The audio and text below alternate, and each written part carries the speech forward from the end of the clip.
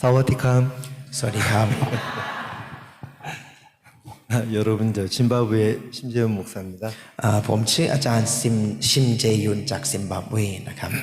너무너무 반갑습니다. ก็รู้สึกดีใจที่ได้พบกันนะครับ 오래전에 촌부리 파타야에서 우리 글로벌 캠프에 있었을 때 여기를 제가 와봤는데요. เมื่อนานมาแล้วตอนที่เคยจัด global camp ที่พัทยาที่ชลบุรีเนี่ยผมก็เคยมา 그리고 또 제가 이제 한국에 있을 때요. แล้วเมื่อตอนที่ผมอยู่ที่เกาหลี 아프리카에 전도 여행을 갔다가 오면 꼭 이렇게 방콕을 들렸다 오는 항로였습니다. ทุกครั้งที่ไปแอฟริกากลับมาเนี่ยก็จะต้องแวะเยี่ยมที่ประเทศไทยเสมอครับ 꼭 방콕에서 8시간을 경유하는 그런 시간이 있었어요. เพราะมันจะมีเที่ยวบินที่แวะเยี่ยมที่กรุงเทพเนี่ยประมาณสัก8 ชั่วโมงทุกๆครั้ง 우리 박 목사님께서 8시간 동안 그 방콕 교회가 준비한 워크숍을 진행하고 한국으로 들어가셨어요. ซึ่งตอนนั้นเนี่ยก็จะมีโอกาสได้เข้าร่วมเวิร์กช็อปที่อาจารย์เตรียมไว้ให้ประมาณ8 ชั่วโมงแล้วก็กลับ 그때 또 이렇게 방콕을 들린 적이 있었고요. ตอนนั้นก็เคยแวะกรุงเทพแบบนั้นครับ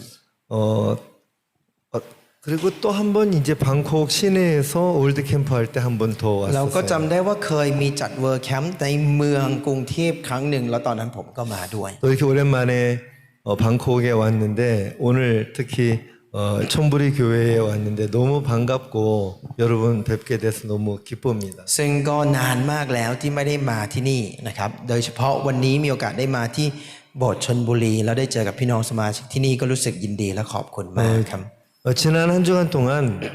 중국인 청년 캠프에서 제가 말씀을 전했습니다. ช่วงอาทิตย์ที่ผ่านอาทิตย์นี้เนี่ยผมมีโอกาสได้ไปร่วมงานแคมป์เยาวชนคนจีนแล้วก็สอนพระคำที่นั่น 오늘 아침까지 해서 다 마쳤는데요. เพิ่งจบงานเมื่อตอนเช้าวันนี้ 오늘 이렇게 뜻밖의 촌부리 교회에 왔는데 너무너무 제가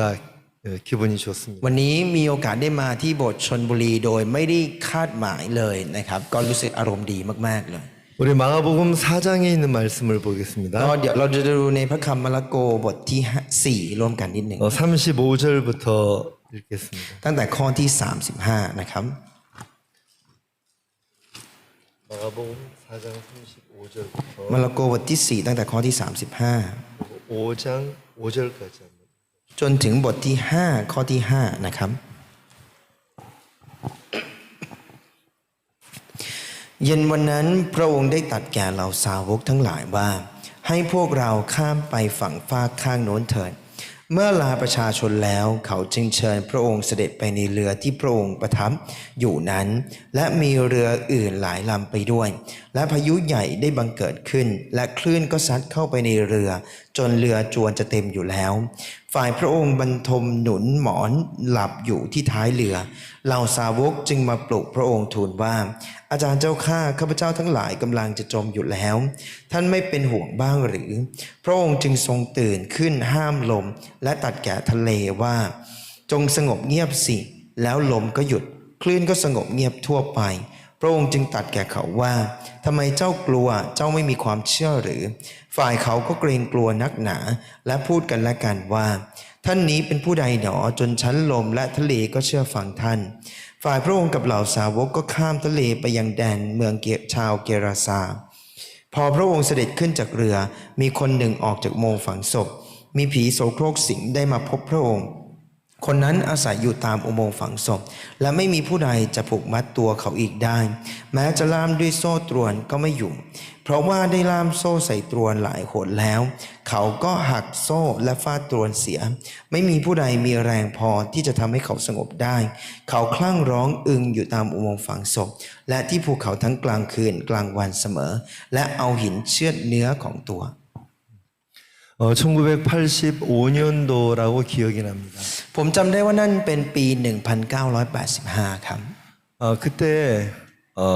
우리 대한민국 서울에 우리 박 목사님 교회에서 서울 지역 연합 예배가 있었어요. ตอนนั้นเป็นช่วงที่มีงานอบรมของภาค กรุงโซลและแถวนั้นทั้งหมดโดยจัดงานเป็นงานของอาจารย์พาร์คครับ 이렇게 정말 그때 예배당이 한 이 정도 됐던 것 같아요. แล้วผมจำได้ว่าห้องนมัสการน่าจะไซส์ประมาณนี้เนี่ยแหละครับ 그때 우리 예배당에는 의자도 없었고요. สมัยนั้นเนี่ยห้องนมัสการที่โบสถ์เราไม่มีเก้าอี้เลย 몇몇 교회가 함께 모였기 때문에 แล้วโบสถ์หลาย ๆ โบสถ์มารวมตัวกันที่เดียว 형제자매들이 방 안에 가득 찼고 이 강대상 양 옆에까지 이렇게 올라와서 다 앉아야만 했었어요. พี่น้องสมาชิกเนี่ยก็มาเต็มโบสถ์เลยครับคือเต็มจนไม่มีที่เดินแล้วก็ขึ้นมานั่งกันบนเวทีหลายจุดเลย 그래서 저는 이제 박 목사님이 여기 서 계시면은 แล้วอาจารย์พาร์คเทศอยู่ตรงนี้ 바로 이 옆에까지 와서 저는 이제 거기 ส่วนผม 앉았었어요. วันนั้นเนี่ยนั่งอยู่ข้างๆตรงนี้เลย นั่งฟังพระคำตรงนี้ 왜냐 한국 속담에 등잔 밑이 어둡다는 말이 있습니다. เพราะว่าในสุภาษิตเกาหลีเนี่ยเขาว่ากันว่าเขาเรียกว่าไฟใต้ตะเกียงเนี่ยมันมืด 이렇게 램프를 이렇게 키면 คือมันจะเป็นสุภาษิตประมาณว่าถ้าเราจุดตะเกียง 방을 밝히지만 바로 램프 옆에는 그림자가 져요. คือถ้าเราจุดไฟเนี่ยทั้งห้องมันจะสว่าง แต่ว่าไอ้ด้านใต้หรือด้านตรงนั้นเนี่ยมันจะมืดมันจะหลบอยู่ตรงนั้น 그래 이제 목사님이 여기 계시는데 저는 바로 밑에서 꾸벅꾸벅 졸고 ซึ่ง 있었어요. วันนั้นเนี่ยอาจารย์ก็เทศอยู่ตรงนี้ครับแล้วผมก็นั่งอยู่ตรงนี้อยู่ข้างๆตรงข้างล่างอาจารย์เลย แล้วผมก็หลับอยู่ 이제 예배 시간에 제가 조는 게 주특기였거든요. คือสมัยนั้นเนี่ยคือตอนฟังพระคำเนี่ยผมมีความสามารถพิเศษคือหลับได้ทุกตอน 그래 목사님 가까이에 있지만 요 옆에 있으니까 안 보이잖아요. คือผมอยู่ใกล้อาจารย์มากครับแต่อยู่ติดกันแบบเนี้ยมันก็มองไม่เห็นใช่ไหมครับ 그래 이제 졸고 있는데 ผมก็นั่งสงบอยู่ 그날 목사님이 말씀을 전하시면서 우리가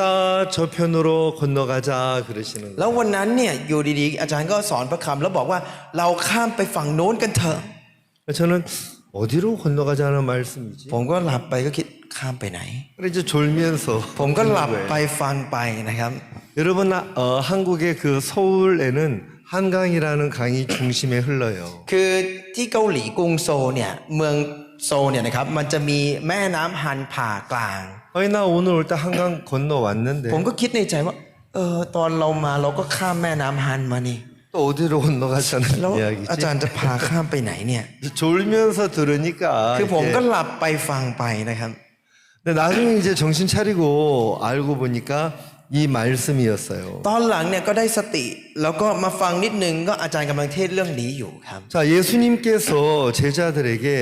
해질 무렵 이야기하셨어요. 갈릴리 호수 저편으로 건너가자. ตอนนั้นเนี่ยพระเยซูเนี่ยบอกกับพวกเราสาวก ตอนที่พระอาทิตย์กำลังจะตกดินบอกว่าเราไปข้ามไปฝั่งโน้นกันเถอะ 여러분 여기 보면 저물 때에라고 이야기했거든요. ในนี้เนี่ยจะบอกว่าเมื่อตอนที่พระอาทิตย์กำลังจะตกดิน 자, 이렇게 이제 해가 저물고 이제 저녁 씻고 저녁 먹고 이제 잠자러 가는 이 시간인데 คือมันเป็นช่วงที่พระอาทิตย์ตกดินหมายความว่ามันก็จะเริ่มไม่สว่างแล้วเป็นช่วงเวลาที่เรากลับบ้านเพื่อไปอาบน้ำกินข้าวนอน 야, 저 넓은 호수를 건너가자고 하니까 제자들이 정말 기분이 안 좋았을 แล้ว 것 พวกสา 같아요. วก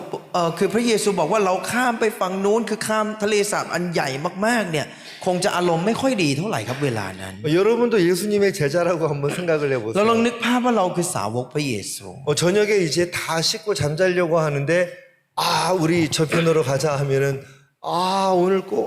왜 하필 오늘 가야 돼요. คือเวลากำลังจะมืดแล้วครับมันเป็นเวลาที่เราจะต้องแบบไปกลับไปบ้านนอนคืนอาบน้ำจะนอนแล้วอยู่ดีๆจะอาบน้ำจะนอนแล้วก็บอกไปฝั่งโน้นกันเถอะเราไปตอนอะไรไปอะไรตอนนี้ 아 내일 가면 안 돼 내일? พรุ่งนี้ก็ได้พระเยซูพรุ่งนี้ไม่ได้เหรอ 말은 못하고 제자들이 막 불평이 가득 차 있는 거예요. แต่สาวกก็พูดไม่ได้ครับแต่มีคำบ่นอยู่ในใจ 근데 예수님은 제자들에게 저편으로 가자고 แต่พระ 이야기했어요. เยซูก็บอกกับเราสาวกก็ไปเราข้ามไปฝั่งโน้นกันเถอะ 몇 년의 세월이 그 이후로 지났습니다. หลังจากนั้นเนี่ยเวลาผ่านไปหลายปีครับตอนนั้น 이제 마침 그때가 이제 1985년 아까 그때 말씀이라고 했죠. ที่ผ 그죠? มพูดถึงปี 1985 วันนั้นนะครับ 근데 목사님이 그 말씀을 전하신 이후로 바로 얼마 되지 않아서 독일로 러시아로 미국으로 선교사들이 막 파송되기 시작을 했어요. หลังจากที่อาจารย์เทศเรื่องนี้ไม่นานผ่านไปเนี่ยก็เริ่มส่งมิชชันนารีครับไปที่เยอรมันที่อเมริกาหลายๆประเทศเลย 또 얼마 뒤에 막 중국으로 เริ่มมีไปประเทศจีน 그때만 해도 중국하고 한국은 수교가 외교 관계가 없었어요. ซึ่งตอนนั้นสมัยนั้นนะครับความสัมพันธ์ระหว่างเกาหลีกับจีนคือไม่มีการมาหาสู่กันคือไม่มีเลย 근데 목사님은 말씀을 전하시면서 우리가 앞으로 중국에 선교사들을 보낼 겁니다. แต่อาจารย์เทศนาธรรมตอนนั้นก็บอกว่าเดี๋ยวอนาคตเราจะส่งมิชชันนารีไปที่จีน 우리가 버스를 타고 다니면서 선교사들을 이 도시 저 도시에 떨어뜨려서 그 도시를 복음으로 물들게 할 것입니다. เราจะนั่งรถบัสกันไปแล้วก็ปล่อยมิชชันนารีลงทีละจุดทีละที่แล้วก็ให้ที่นั่นเนี่ยเต็มไปด้วยข่าวประเสริ 그 ฐ 당시에는 한국 사람들이 중국에 가는 게 부자연스러울 때였단 말이에요. 수교가 안 돼 있기 때문에. สมัยนั้นเป็นสมัยที่เกาหลีจะเข้าไปอยู่จีนหรือไปอยู่จีนเนี่ยเป็นเรื่องที่แบบไม่ธรรมชาติมากๆมาเป็นอะไรที่เราไม่ไปหากันอยู่แล้ว 또 목사님은 이렇게 이야기하셨어요. 앞으로 우리가 수양회를 하면 많은 나라에서 외국 형제 자매들이 와서 이 자리에 가득 찰 แล้ว 겁니다. อาจารย์ก็พูดในตอนนั้นด้วยว่าในอนาคตเนี่ยต่อไปเนี่ยถ้าเราจัดงานอบรมงานอะไรที่เกาหลีเนี่ยจะมีพี่น้องสมาชิกต่างๆประเทศเยอะแยะมากมายมาเต็มไปหมดเล 그래 ย 이제 각 나라의 언어로 동시 통역을 하면서 말씀을 듣는 그런 날이 올 และ 겁니다. จะมีวันหนึ่งเนี่ยพี่น้องสมาชิกจากทั่วโลกเนี่ยนั่งฟังพระคำตรงนี้แล้วก็นั่งฟังแปลไปด้วยตลอด 여러분 정말 그 당시에 그 이야기는 꿈만 같은 ส 이야기였어요. มัยนั้นเป็นอะไรที่สำหรับพวกเราคือความฝันชัด 여러분 그런데 지금은 어때요? ๆแต่ตอนนี้เรารู้สึกยังไงครับ 여러분 방콕에 교회가 있고 ตอนนี้มีโบสถ์อยู่ที่กรุงเทพ 촌부리에도 교회가 มีโบส 있고 ถ์อยู่ที่ชลบุรี 야 이거 멕시코 학생이 여기에 와가지고 탁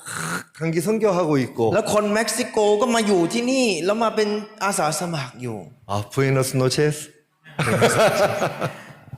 미카사 수카사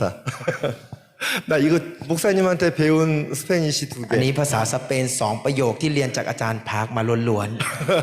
목사님 설교하실 ๆ 때 เพราะอาจารย์เทศเรื่องนี้ตลอด 미카사 수카사 อาจารย์บอกมิกาซาสุกาซา 나는 이야기합니다 คือผมก็จะบอกว่า 수카사 미카사 สุกาซา 네 집이 내 집이다 บ้านเธอบ้านฉัน 농담으로 좀 อันนี้พูด 이야기했는데 เล่นๆนะครับ 그리고 제가 지금은 아프리카 짐바브웨에 선교사로 가 있는 걸 보면 너무 แล้ว 놀랍잖아요. ปัจจุบันผมก็ไปเป็นมิชชันนารีอยู่ที่ซิมบับเวที่แอฟริกามันเป็นอะไรที่น่าอัศจรรย์มาก 그리고 이제 우리가 월드 캠프를 하면 정말 얼마나 많은 외국인들이 한국에 캠프에 와서 말씀을 듣고 함께 기뻐하고 그 꿈과 같은 이야기가 지금 실현됐단 말입니다. แล้วเมื่อตอนที่เราจัดเบอร์แคมป์เนี่ยมีคนจากทั่วโลกมากมายขนาดไหนครับที่มารวมตัวกัน แล้วมาฟังพระคำร่วมกัน อะไรที่มันเป็นเหมือนฝันในตอนนั้นมันเกิดขึ้นอย่างนี้ครับ 이제 한 달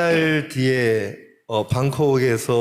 오랜만에 월드 캠프가 또 시작이 되는데요. อีก1 เดือนข้างหน้าครับก็กำลังจะมีแคมป์ก็คือที่กรุงเทพซึ่งไม่ได้จัดแบบนี้มานาน 특히 전 세계에서 굿뉴스코로 활동했던 많은 대학생들이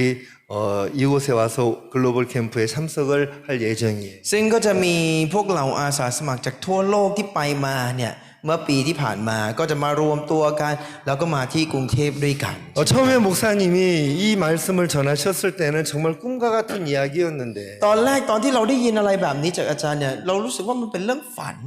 지금 돌이켜 생각해 보면 그 말씀 속에 나도 여러분도 이미 속해 있었다는 게 너무 놀라운 거예요. แต่พอหันกลับไปดูตอนนี้ครับก็จะเห็นว่าไม่ว่าจะเป็นผมหรือทุกท่านอยู่ในสัญญานี้อยู่ในคำนี้หมดเลยมันเป็นสิ่งที่น่าอัศจรรย์มาก 여러분 이 성경을 읽다가 제가 어느 날 깜짝 วันหนึ่ง 놀랐어요. ตอนที่ผมอ่านพระคำเนี่ยผมก็ตกใจมาก 여러분 4장 35절을 다시 한번 주목해 보세요. เราจะลองดูในบทที่ 4 ข้อที่ 35 อีกสักรอบหนึ่งนะครับ 35절입니다. ข้อที่ 35 นะครับ 자, 그날 저물 때에 제자들에게 이르시되 우리가 저편으로 건너가자. เย็นวันนั้นพระองค์ได้ตรัสแก่เหล่าสาวกทั้งหลายว่าให้พวกเราข้ามไปฝั่งฟากข้างโน้นเถิด 여러분 여기에 우리가 저편으로 건너가자. 우리가라고 ใน 말씀하셨어요. นี้เนี่ยจะมีบอกว่าให้พวกเราใช้คำว่าพวกเรา 이건 예수님이 제자들에게 하신 말씀이었는데 คือนี่เป็นสิ่งที่พระเยซูพูดกับพวกเราสาวก 박 목사님께서 85년 어느 날 이 말씀을 외치셨는데 คืออาจารย์พักวันหนึ่งเนี่ยในปี1985อาจารย์ตะโกนพูดถึงพระคำ 야, 이 우리가라는 이 우리가 속에 내가 들어 แล้วใน 있었구나. คำว่าพวกเราตรงเนี้ยโอ้โหเราก็อยู่ในคำนี้ด้วยเหรอเนี่ย 여러분 우리 김다인 목사님도 그 우리가 안에 들어 ซึ่งอาจารย์คิม 있었구나. ดาวิดเองก็อยู่ในคำนี้ด้วย คือคำว่าพวกเราตรงนี้ก็อยู่ 그래 촌부리에 지금 건너와가지고 여러분 앞에 서 계시잖아요. เขาก็ข้ามฝั่งมาอยู่ชนบุรีมาอยู่ตรงนี้ต่อหน้าทุกคน 우리 멕시코 형제가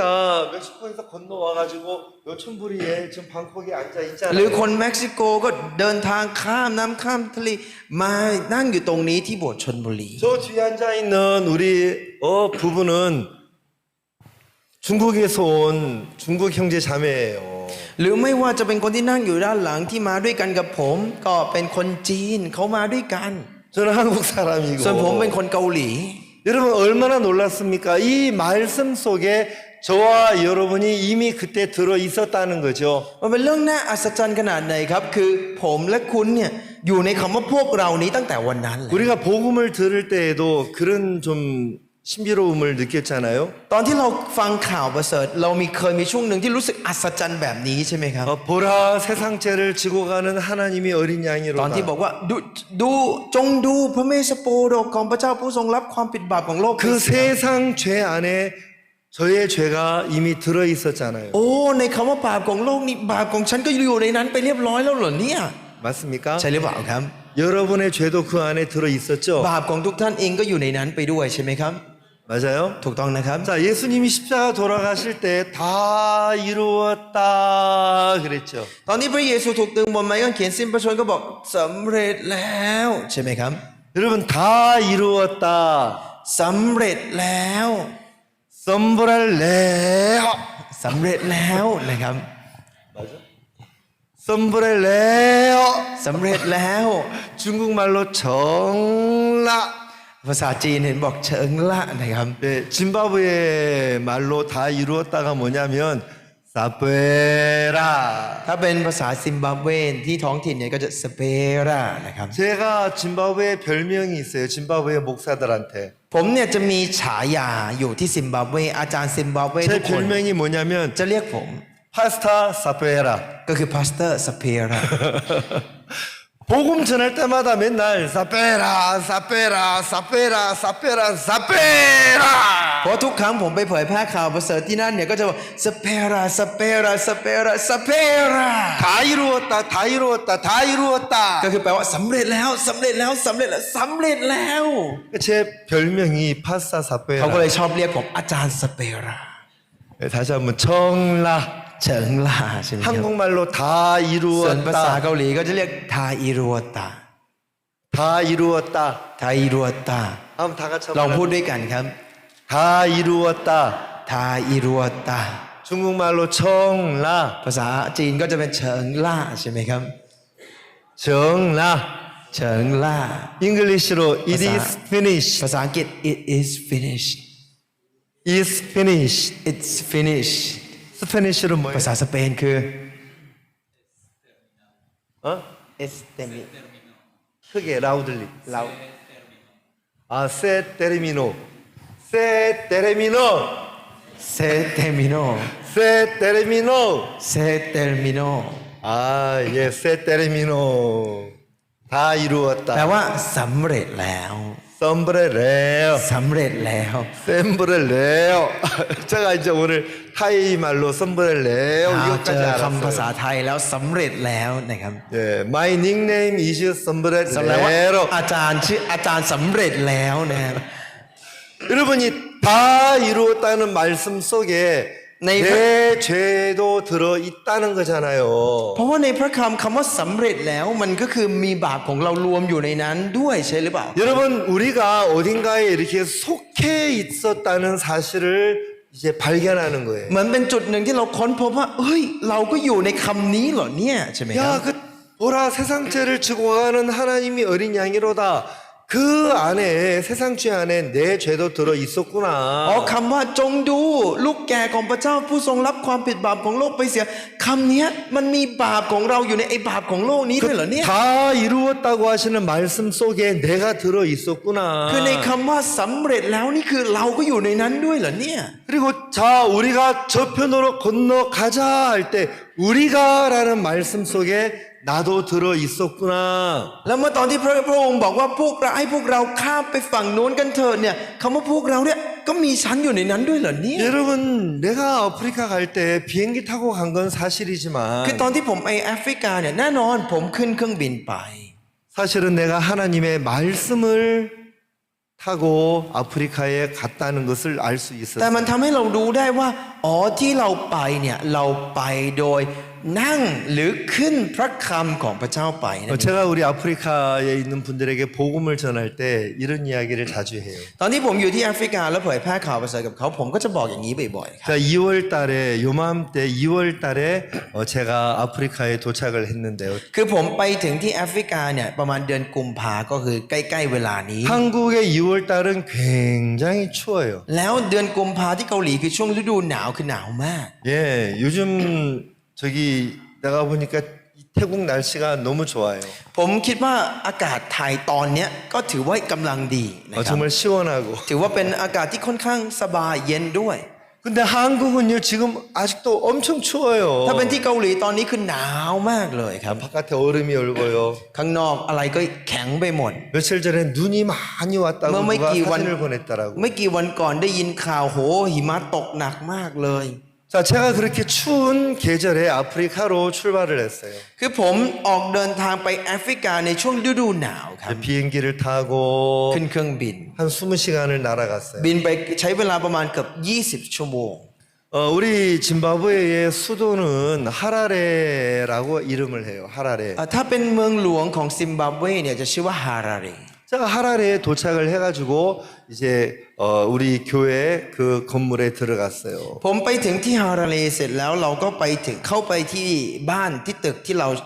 จะทำเป็นโบสถ์ตอนนั้น 그리고 이제 가방을 탁 열었는데 พอไปถึงเราก็วางกระเป๋าลง 가방을 딱 열고 보니까 가방 안에서 뭐가 한 마리 웽 하고 날아 나오는 거예요. แล้วผมก็เปิดกระเป๋าครับ พอเปิดกระเป๋าแล้วอยู่ดีๆก็มีอะไรบางอย่างวิ่งออกมา 파리 한 마리가 내 가방 안에 들어갔던 거예요. คือแมลงวันตัวหนึ่งอยู่ในกระเป๋าผม 그러니까 이 파리는 한국 파리지. แมลงวันตัวเนี้ยมันเป็นแมลงวันเกาหลี 한국 파리가 내 가방 안에 แมลงวัน 들어갔다가 เกาหลีมันเข้ามาอยู่ในกระเป๋าผม 야 신목사 문 열어 신목사 문 열어 แล้วมันอาจจะตะโกนอยู่ข้างในอาจารย์ชิมเปิดเร็วๆเปิด 근데 내가 그 소리를 못 들었거든요. แต่ผมไม่ได้ยินตลอดทาง 가방을 들고 아프리카 짐바브웨까지 갔잖아요. ผมแบกกระเป๋าใบนี้ไปถึงที่แอฟริกาที่ซิมบับเว 아마 그 파리는 가방 안에서 아 이제 난 죽었다 절망했을 거. ซึ่งแมลงวันตัวนี้อาจจะคิดอยู่ในกระเป๋าใบนั้นว่าโอ้ยฉันต้องตายอยู่ในนี้แน่ 내가 이제 하라레에 도착을 내가 가방을 탁 ๆ 열었는데 แต่พอไปถึงที่ฮาราเรแล้วก็วางกระเป๋าเสร็จแล้วเปิดกระเป๋า 파리가 웽 하고 나왔어요. ก็เห็นแมลงวันมันบินวิ่งออกมา 야 여기 어디야? เฮ้ยที่นี่มันที่ไหนเนี่ย 야 여기 어디야? เฮ้ยอะไรที่นี่ที่ไหน 내 친구들 다 어디 갔어? เฮ้ยเพื่อนฉันไปไหนหมด 우리 엄마 아빠 어디 แล้วพ่อ 갔어? แม่ฉันน่ะ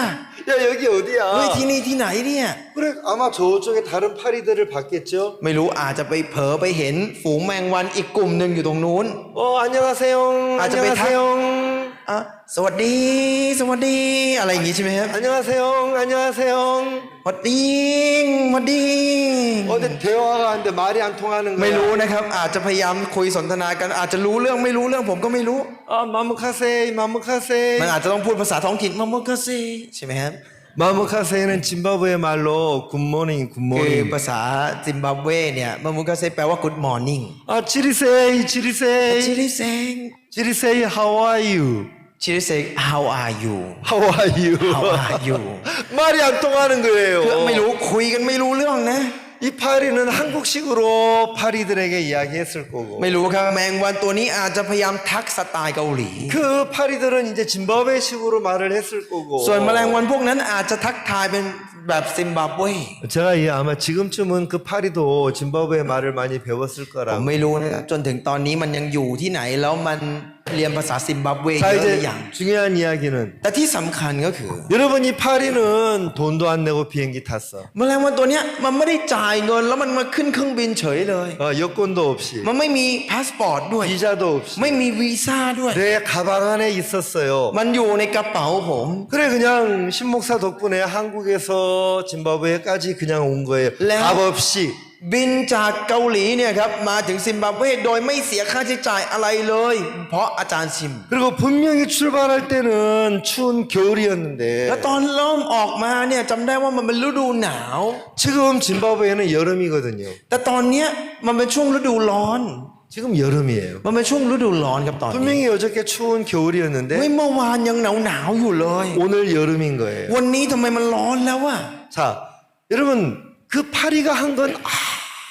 아무것도 ท่านครับ 없어요. แมลงวันตัวนี้ไม่ได้ทำอะไรเป็นพิเศษเลย 그냥 내 가방 안에 들어 있었을 뿐인 มัน 거예요. เพียงแค่อยู่ในกระเป๋าผมเท่านั้นเอง 저는 어느 날, 야, 내가 그 파리 같다, 이런 마음이 วัน 들었어요. หนึ่งอยู่ดีๆผมก็คิดขึ้นมาว่าเอ้ยเราเหมือนแมลงวันตัวนั้นเลย 자, 박 목사님이 이 강단에서 우리가 저편으로 건너가자 하고 외치셨을 วันนั้นตอนที่ 때 อาจารย์พักยืนอยู่บนแท่นแล้วก็ตะโกนบอกเราข้ามไปฝั่งโน้นกันเถอะ 나는 여기 앉아가지고 꾹뻑 ผมก็นั่งอยู่ตร 졸았거든요. งเนี้ยครับแล้วก็นั่งสับประงกอยู่ตรงนี้ 어디로 건너가자는 ผม 거야? ก็ได้แต่คิดข้ามไปไหน 한강을 건너자는 อะไรแม่ 말씀인가? น้ำฮันเหรอ 나는 그때 졸아가지고 무슨 말인지를 알아먹지를 ที่จริง 못했어. ตอนนั้นผมยังแบบยังง่วงๆแล้วจำไม่ค่อยได้ หรือฟังไม่ค่อยเข้าใจด้วยซ้ 나중에 알고 보니까 ำแต่มารู้ทีหลัง 그 말씀은 하나님의 귀한 종들이 앞으로 저편으로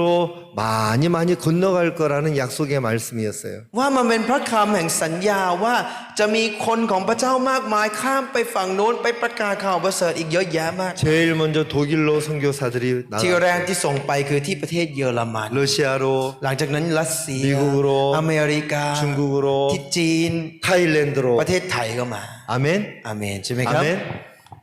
여러분 얼마나 ทุกท่านครับ 놀랍습니까? มันน่าอัศจรรย์ขนาดไหนครับ 그 말씀 안에 김학철 목사님 우리 김다인 목사님이 들어 있었고 เพราะในสัญญาในพระคำเนี้ยมีอาจารย์คิมมักเชิญอยู่ในคำนี้ อาจารย์ดาวิดก็อยู่ในคำนี้ 더 나아가서 그 말씀 속에 우리 자매님들 우리 형제님들이 그 안에 들어 있었던 거예요 ซึ่งมากกว่านั้นก็คือทั้งเซสเตอร์ทั้งบาร์เดอร์ทั้งหมดก็อยู่ในคำนี้เหมือนกันด้วย 마치 다 이루었다 하셨을 때 내 죄가 거기에 들어 있었던 เหมือนตอน 거죠. ที่พระเยซูบอกว่าสำเร็จแล้ว เราก็อยู่ในคำนั้นคือความบาปของเราก็อยู่กับพระเยซูเหมือนกันหมด 예, 보라 세상 죄를 지고 가는 하나님이 어린 양이로다 할 때 내 죄가 세상 죄 안에 들어 있었던 เหมือน 것처럼 ที่คนบอกเมื่อตอนที่ชี้ไปที่พระเยซูจงดูพระเมสสโปโดกของพระเจ้าผู้ทรงรับความผิดบาปของโลกไปเสีย ความบาปของเราก็อยู่ในความบาปของโลก 그리고 นั้น 우리가 저편으로 건너가자라고 말씀하실 때 그 속에 우리가 들어 있었다는 거예요. แล้วเมื่อตอนที่บอกว่าให้พวกเราข้ามไปฝั่งโน้นกันเถิดพวกเราก็อยู่ในนั้น 자, 여러분 ด้วย 제 말을 한번 잘 들어보세요. ลองตั้งใจฟังกันดูนะครับ 자, 여기에서 예수님이 우리가 저편으로 건너가자 그러셨어요. ในนี้เนี่ยพระเยซูบอกว่าให้พวกเราเนี่ยข้ามไปฝั่งโน้นกันเถอะ 여러분 이 말은 야 너네들이 건너가 그 말하고는 다른 이야기죠. ซึ่งคำนี้เนี่ยมันแตกต่างจากคำว่าพวกเธอข้ามไปสิมันไม่ใช่แบบนั้นใช่ไหมครับ 자, 우리가 저편으로 가자는 말은 누구도 같이 가신다는 이야기입니까? คำว่าให้พวกเราข้ามไปฝั่งข้างโน้นเถิดหมายความว่าใครไปด้วยครับ 예, 예수님도 같이 차이가- 가신다는 거예요. มันแปลว่าพระเยซูจะไปด้วยนั่นเองครับ 그냥 우리끼리만 보내는 게 아니고 คือพระเยซูไม่ได้ให้พวกเราไปกันเอง 예수님이 우리와 함께 가신다는 거예요. แต่พระเยซูพูดก็หมายความว่าพระองค์เนี่ยจะไปด้วยกันนั่นเอง 여러분 종종 우리는 예수님을 빼놓고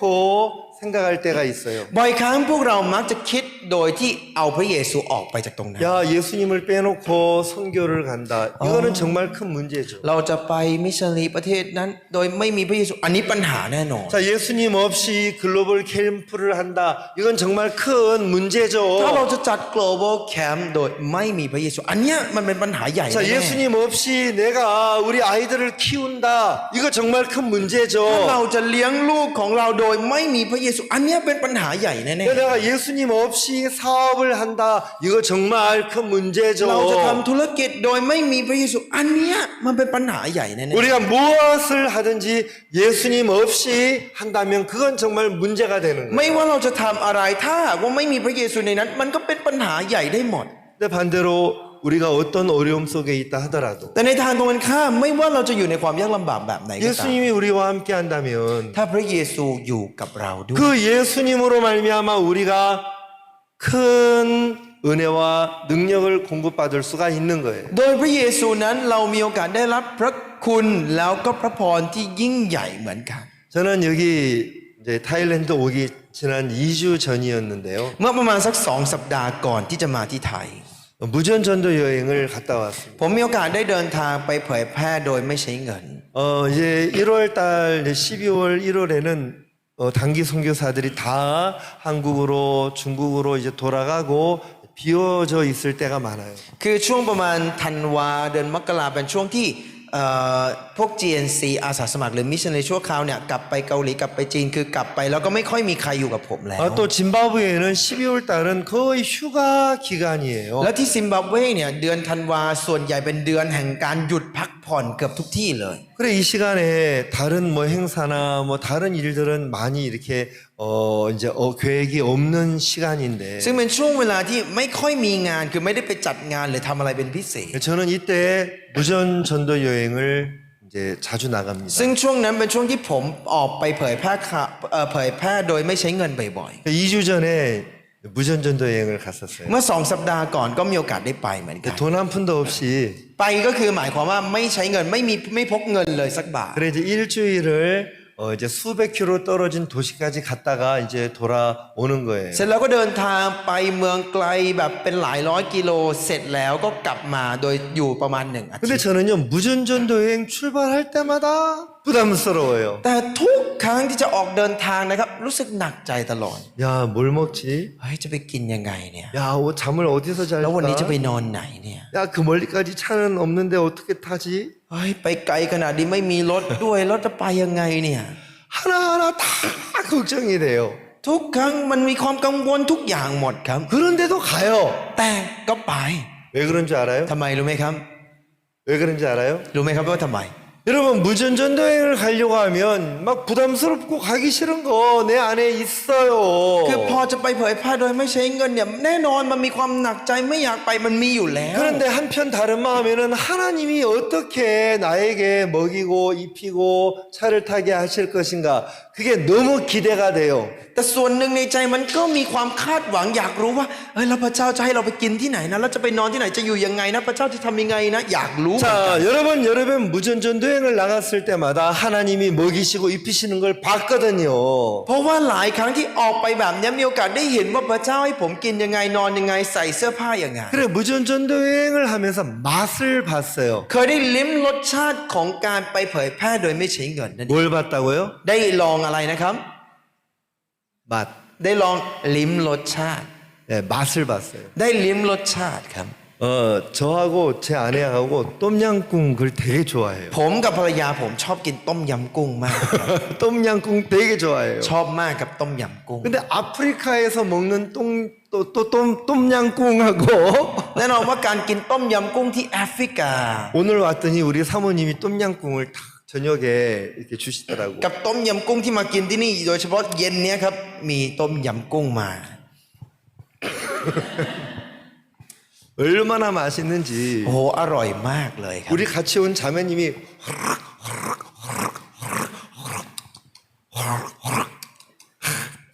딜리시어스 แม้กระทั่งซิสเตอร์ที่มาด้วยกันนะครับเขาก็จะเขาแบบอร่อยมากอร่อยมาก กินใหญ่เลยนะ 그래 ครับ 우리 다 두 그릇씩 먹었거든요. แล้วพวกเราเนี่ยทุกคน4 คนเราเนี่ยกินคนละ2 ถ้วยหมดเลย 제가 솔직히 한 그릇 더 먹고 싶었는데 พูดตามตรงนะครับอยากจะกินอีกสักถ้วยหนึ่ง 두 그릇만 먹고 แต่สุดท้ายก็กินแค่2 ถ้วยแล้วก็แค่นั้นนะครับ 여러분 아프리카에서도 똠양꿍을 누가 이렇게 만들어 팔더라고. ที่แอฟริกาเนี่ยนะครับมีคนขายต้มยำกุ้งนะ 근데 มีอยู่ 아프리카 똠양꿍하고 이 타일랜드 촌부리의 똠양꿍하고는 비교가 안 돼요. แต่ต้มยำกุ้งที่แอฟริกากับต้มยำกุ้งที่ไทยของจริงเนี่ยไม่ต้องเอามาเปรียบเทียบกันเลย 우리 중국 당기들이 이 타일랜드 거쳐서 이제 훈련받고 한국 이제 아프리카로 오거든요. คือ GNC คนจีนส่วนใหญ่เนี่ยจะได้รับการฝึกที่ไทยแล้วก็ค่อยมาที่แอฟริกาอย่างเงี้ยนะครับ 그러면 선교사님 아프리카 갈 때 뭘 좀 가져갈까요? 하고 เขาก็ 물어봐요. จะมาถามเราตลอดว่าเนี่ยอาจารย์เราจะไปเป็น GNC ที่นั่นอยากให้เอาอะไรไปไหม 똠양꿍, ผมก็จะ 라면 มาม่าต้มยำกุ้ง 그것만 가져오면 돼. แค่นั้นพอไม่ต้องเอาอย่างอื่น 그래 똠양꿍 라면 그거 이제 많이 가져오면 제가 싹 봐가지고 하나 갖다가 끓여 먹어요. พอเขาเอามาเยอะๆครับต้มยำกุ้งเสร็จแล้วก็ผมก็จะแอบเอามาอันหนึ่งต้มกินตล 그럼 อด 제 아내가 당신 또 혼자 그거 먹고 있지. ภรร 그래. ยาก็จะชอบมาบอกว่าคุณแอบกินคนเดียวอีกแล้ว 아 사와디감. ผมก็สวัสดีครับ 여러분 진짜 맛을 보면요 혼나가면서 먹는 คือ 거예요. ถ้าเราลองลิ้มรสชาติอะไรแล้วเนี่ยบางครั้งโดนด่าก็ยังอยากกินอยู่ใช่ไหมฮะ 여러분 제 아내는요 두리안을 너무 ส่ 좋아해요. วนภรรยาผมเนี่ยชอบทุเรียนมาก 옛날에 박 목사님께서 두리안을 설명하실 때 지옥의 향기, 천국의 맛 그랬어요. คือแต่ก่อนเนี่ยอาจารย์พาร์คชอบเทศนาทำเรื่องทุเรียนแล้วบอกว่าโอ้เป็นทุเรียนเนี่ยเป็นกลิ่นนรกรสชาติสวรรค์ 근데 제 아내는 처음부터 천국의 향기, 천국의 맛. แต่ภรรยาผมนะครับบอกว่า โอ้ยมันเป็นกลิ่นสวรรค์รสชาติสวรรค์ตั้งแต่แรกเลย 그래 이제 저 중국 캠프 할 때 그 이강보 목사님이 그거 딱 먹으라고 그 저기 두리안을 한 번, 두 번 주셨어요. คือพอมีค่ายของที่จีนที่พามาเนี่ยก็อาจารย์ลีก็แบบว่าทุเรียนก็เอามาให้กินนิดหน่อยครับ 그 밥을 다 먹고 난 다음에 이제 그 후식으로 주신 건데 คือกินข้าวเสร็จเนี่ยหลังกินข้าวเสร็จก็ให้มาเป็นอาหารว่างใช่ไหมครับ 두리안이 이만하잖아요. ทุเรียนมันก็จะค่อนข้างลูกใหญ่อยู่ใช่ไหมครับ 그거를 한 하나, 두 개, 한 세 개, 네 개를 먹었어. แล้วกินแบบไม่ใช่แค่เม็ดหนึ่งอะไรอย่างงี้นะครับโอ้โหภรรยาผมกินแบบ2 3 4กินหมดเลย 맛을 아니까 เพราะรู้รสชาตินั่นเอง 똠양꿍을 못 잊고 두리안을 못 잊는 거예요. เราก็เลยลืมต้มยำกุ้งไม่ได้ลืมทุเรียนกันไม่ได้นั่นเอง 저는 무전전도 여행의 맛을 봤어요. ผมเองได้ลองลิ้มรสชาติการเผยแพร่โดยไม่ใช้เงิน 자, 그러니까 부담스럽고 걱정은 되는데 가고 싶은 거예요. เพราะฉะนั้นถึงแม้จะรู้สึกหนักใจนะครับแล้วก็กังวลก็มีแต่ก็อยากไป 맛을 봤거든요. เพราะเคยลิ้มรสชาติ 여러분 보통 사람들이 스포츠 경기를 각본 없는 드라마라고 이야기하죠. คือคนส่วนใหญ่เนี่ยจะเรียกการแข่งขันกีฬาว่าเป็นดราม่าก็คือเป็นละครที่ไม่มีบทนั่นเอง 여러분 그렇잖아요. 뭐 축구나 농구나 배구나 그 어떤 것도 미리 드라마 미리 각본 짜놓고 그대로 하는 게 เพราะว่า 아니잖아요. กีฬาพวกเนี้ยไม่ว่าจะเป็นฟุตบอลหรือว่าจะเป็นเบสบอลบาสเกตบอลทุกอย่างเนี่ยมันไม่ได้วางบทไว้ก่อนมันเป็นอย่างนั้นใช่ไหมครับ 근데 경기를 보다 보면 예상치 못한 막 경기 흐름을 볼 때도 있고 บางครั้งดูการแข่งขันก็รู้สึกว่าโอ้โหมันเป็นอะไรที่ไม่คาดคิดเลยเกิดขึ้น 이기고 지는 것이 정말 예상과 정말 다른 결과를 낳을 때가 있고 บางครั้งผลแพ้ชนะมันแตกต่างจากที่เราคาดเดาหรือที่เราคิดว่ามันต้องควรจะเป็น 그래 이제 스포츠 경기를 각본 없는 드라마라고 이야기하는데 เพราะฉะนั้นการแข่งขันกีฬามักจะเรียกกันว่าเป็นละครที่ไม่มีบทละคร 저는 그것보다 훨씬 더 놀랍고 재미있는 게 무전전도 여행이다. แต่สำหรับผมแล้วเนี่ยสิ่งที่มันสนุกแล้วมันดีกว่าและมันน่าอัศจรรย์กว่าอันนั้นก็คือการเผยแพร่โดย 오늘 ไม่ใช่ 뭘 먹을지 알 수 없고 วันนี้ไม่รู้ว่าจะกินอะไร 어디서 잠을 잘지 알 수 วันนี้ไม่รู้ 없고 ว่าจะได้นอนที่ไหน 오늘 내가 누구를 만나 복음을 전할지 알 수 วันนี้ไม่รู้ว่าจะ 없지만 ได้เจอกับใครและเผยแพร่กับใครไม่รู้เลย 그러나 하나님이 준비하신 그런 사람들 음식과 잠자리 다 준비되어 있는 그 맛을 봤단 말이에요. แต่มันมีที่พระเจ้าเตรียมไว้มีคนที่พระเจ้าเตรียมไว้อาหารที่พระเจ้าเตรียมไว้ ผมได้ลองลิ้มรสชาตินะ 그러니까 부담스럽지만 ถึงแม้จะรู้สึกหนักใจ 또 한편은 걱정이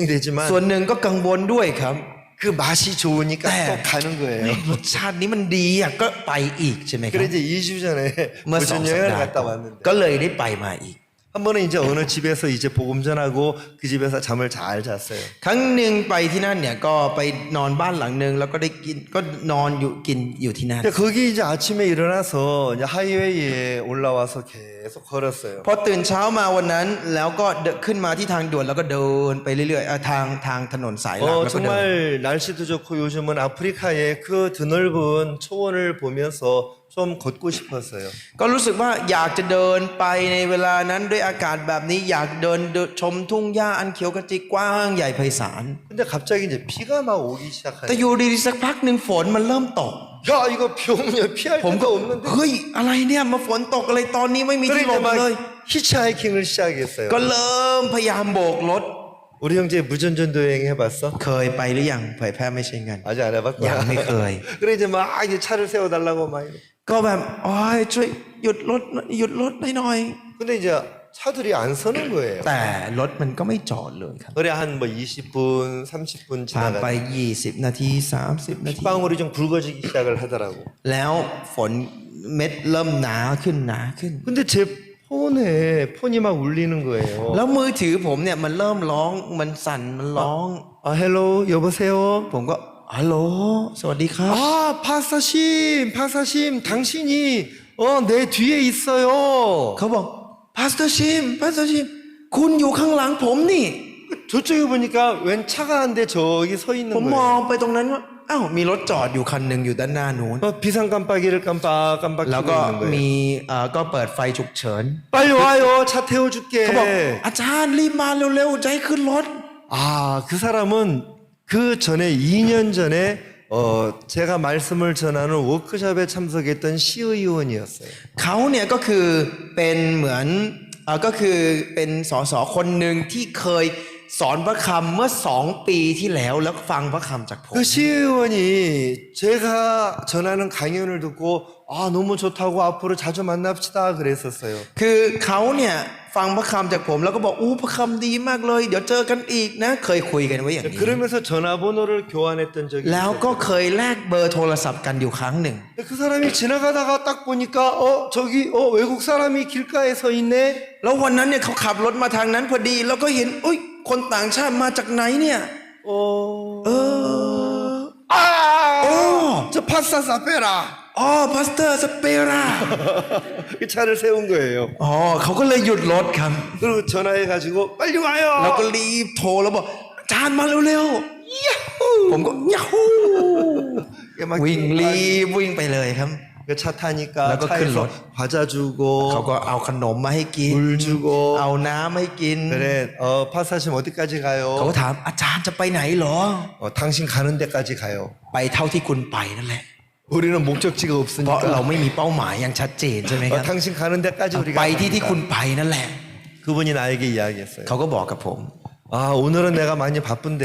วันนี้ผมยุ่งมากเลย 내가 여기 당신을 다음 도시까지 태워다 주겠다고. เดี๋ยวผมจะไปส่งอาจารย์ที่เมืองข้างหน้าแล้วกัน 그리고 내일 다시 우리 마을 우리 도시에 오라고.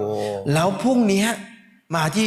เมืองเราได้ไหม 그럼 당신을 나의 집으로 안내하겠다고. แล้วเดี๋ยวจะพาไปที่บ้าน 예 โอ้ 좋습니다. ได้ครับดีครับ 그래 이제 그날 다른 도시에 가서 또 이제 계속 복음을 전했어요. ซึ่งวันนั้นเนี่ยก็มีโอกาสได้ไปเมืองนั้นแล้วก็เผยแพร่ข่าวประเสริฐทั้งวัน 이제 버스에 올라타면 기사님한테 나 버스에서 복음 전하게 해주세요. พอขึ้นรถบัสเนี่ยก็จะบอกกับคนขับรถว่าผมขอเผยแพร่ในรถนะ 그럼 버스 기사들이 허락을 해요. คนขับรถเขาก็จะอนุญาตครับ 이제 버스 승객들에게 이제 인사를 해요. ผมก็จะทักทายกับคนที่นั่งอยู่ในรถบัสคันนั้น 마무카세이. มาโมคาเซ่ 마무카세이는 굿모닝 กู 굿모닝. ดมอร์นิ่งกูดมอร์นิ่ง 나 이제 막 외국인이 버스 안에서 마무카세이 하니까 사람들이 다 쳐다보는 เขาก็จะ 거예요. เห็นคนต่างชาติอยู่ดีๆมาทักทายอยู่ในรถบัสทุกคนก็หันมามอง 사람들은 다 우리를 중국인인 줄 알아요. คนทุกคนจะชอบคิดว่าเราคือคนจีนครับ 저 중국인이다 그래요. เขาก็จะบอกไอ้ยคนจีน 그러면 제일 먼저 내가 하는 말은 나 뭔가 중국인 아니거든. คำแรกที่ผมจะบอกก็คือเฮ้ยผมไม่ใช่คนจีน 중국인은 저 뒤에 우리 คน 형제 จีน 자매 คุณน่าจะ 중국인. เป็นคนเหล่าคนที่นั่งอยู่ตรงนู้นนะครับ 나 한국인이야. ผมก็จะบอกผมคนเกาหลี 그럼 사람들이 막 아하하하 하고 แล้ว 웃어요. เขาก็จะหัวเราะกันฮ่าๆอยู่ในรถบัส 마리바쿠 콤보레레. แล้วเขาก็จะบอกว่าอะไรว่าคุคัมเบเลเล 마리파크 콤브레레가 뭐냐면 God bless you 하는 มาเลคุ 말이에요. คัมเบเลเลแปลว่า God bless you พระเจ้าอวยพร 사람들 되게 좋아해요. คนเขาก็จะชอบมากครับ 그리고 이제 버스 안에서 막 이제 복음을 전해요. แล้วผมก็จะเผยแพร่ข่าวประเสริฐในรถบัส 또 어떤 사람들은 와서 기도해 달라 그러고 บางคนก็บอกอธิษฐานนี่หน่อย 연락처 달라 บางคนบอก 하고 ขอเบอร์หน่อย 그러면서 그 다음 도시까지 이제 복음전을 전하고 또 갔어요. เราก็เผยแพร่ไปเรื่อยๆจนถึงเมืองถัดไปครับ 또 이제 그쪽 동네에서 또 방 하나 집 하나 또 이렇게 얻어가 잠을 잘 잤고 พอไปถึงเมืองนั้นก็นอนที่แถวนั้นก็มีบ้านไปนอน 아까 만났던 그 시의원을 그 다음 날 다시 연락을 해서 만났어요. แล้วหลังจากนั้นวันถัดมาก็ได้เจอได้ติดต่อกับคนที่เป็นสสเมืองนั้นเนี่ยแล้วก็ได้เจอกัน 파스타 오늘 우리 교회에 예배가 있는데 당신에게 10분 시간 줄 테니까 말씀을 10분만 전해달라. เขาบอกว่าอ๋อวันเนี้ยที่โบสถ์ของเราอ่ะมีช่วงนมัสการเลยให้เวลาอาจารย์10 นาทีอาจารย์เทศ10 นาทีได้ไหม 10분 좋다고 ผมบอก 감사하고. โอ้10 นาทีดีครับขอบคุณครับ 그리고 이제 그 도시의 한 교회에 초대를 받아서 10분 동안이지만 말씀을 ก็ 전했어요. ได้รับการเชิญไปที่โบสถ์แห่งหนึ่งที่เมืองนั้นครับให้เวลา10 นาทีก็เผยก็สอนพระคำไป 그리고 이제 그분의 집으로 이제 안내를 หลัง 받았어요. จากนั้นเขาก็นำผมพาผมไปที่บ้าน 저녁 식사를 아주 근사하게 차렸어요. ก็จัดอาหารแบบโต๊ะใหญ่มากอย่างหรูเลยตอนช่วงเย็น 밥 다 먹고 이제 이야기를 시작했어요. กินข้าวเสร็จก็นั่งคุยกัน 그 사람이 큰 노트를 딱 피더니 계속 적기 시작하는 เขาก็ 거예요. เอาสมุดโน้ตอันนึงออกมาเสร็จแล้วก็เขียนอะไรบางอย่าง 여러분 성경은 어떻게 우리의 죄가 씻어진다고 이야기하는가? ทุกท่านพระคัมภีร์บอกว่าบาปเราถูกลบล้างได้อย่างไง 어떻게 죄인인 우리가 의인으로 바뀌어지는가? บาปคนบาปจะเปลี่ยนกลายเป็นคนชอบทำได้อย่างไง 여러분 우리는 정말 자주 이야기하는 복음이지만 มันเป็นข่าวประเสริฐที่เราอาจจะพูดกันบ่อยๆครับ 그 사람 적어가면서 깜짝 놀라는 แต่ 거예요. สำหรับคนเหล่านี้นี่อยากจะ